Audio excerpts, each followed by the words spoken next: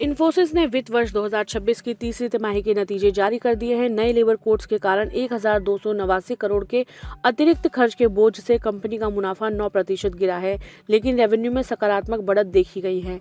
CEO सलील पारेख ने Infosys topaz की सफलता पर भरोसा जताया है, जिससे मार्केट शेयर बढ़ने की उम्मीद है। इन्फोसिस के तीसरी तिमाही के नतीजे मिले जुले रहे हैं। कंपनी का मुनाफा 9% गिरकर 6,654 करोड़ रुपए रह गया है, जिसका मुख्य कारण नए सरकारी लेबर कोड्स के पालन के लिए किया गया 1289 करोड़ रुपए का अतिरिक्त खर्च है। हालांकि मुनाफे में इस गिरावट को वन टाइम माना जा रहा है। अच्छी बात यह है कि कंपनी का रेवेन्यू 2.2% बढ़कर 45,479 करोड़ रुपए तक पहुंच गया है।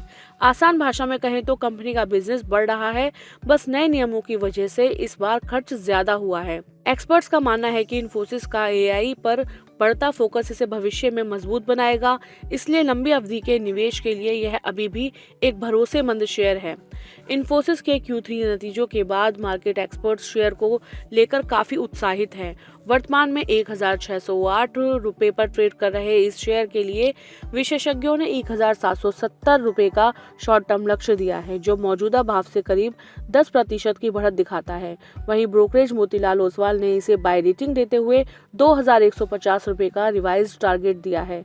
एक्सपर्ट्स का मानना है कि लेबर खर्च के कारण मुनाफे में आई मामूली गिरावट के बावजूद कंपनी का एआई बिजनेस और मजबूत डील पाइपलाइन इसे लंबी अवधि में शानदार रिटर्न्स देने के लिए तैयार करती है। Q3 के नतीजों पर इन्फोसिस के सीईओ और एमडी सलील पारेख ने कहा है कि इन्फोसिस ने Q3 में शानदार प्रदर्शन दी है, जिससे पता चलता है कि एंटरप्राइज एआई में हमारे अलग अलग वैल्यू प्रोपोजिशन इन्फोसिस टॉपेज के जरिए लगातार अधिक मार्केट शेयर हासिल कर रहे हैं। क्लाइंट्स अब इन्फोसिस को अपने एआई पार्टनर के तौर पर देख रहे हैं, जिसके पास एक्सपर्टाइज, इनोवेशन की क्षमता और मजबूत डिलीवरी क्रेडेंशियल है। इससे उन्हें बिजनेस की संभावनाओं को अनलॉक करने और ज्यादा वैल्यू हासिल करने में मदद मिली है। इन्फोसिस के मुनाफे में आई गिरावट अस्थायी है, जबकि इसका बिजनेस फंडामेंटल मजबूत बना हुआ है। इन्फोसिस टॉपेज के माध्यम से एआई क्षेत्र में बढ़ती पकड़ कंपनी को लंबी अवधि में फायदा पहुंचाएगी।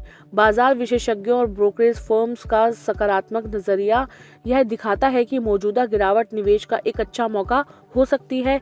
यदि आप आईटी सेक्टर में स्थिरता और विकास की तलाश में हैं, तो इन्फोसिस का 2,150 रुपए का संभावित लक्ष्य ध्यान देने योग्य है, लेकिन निवेश से पहले अपने एक्सपर्ट्स की सलाह जरूर लें।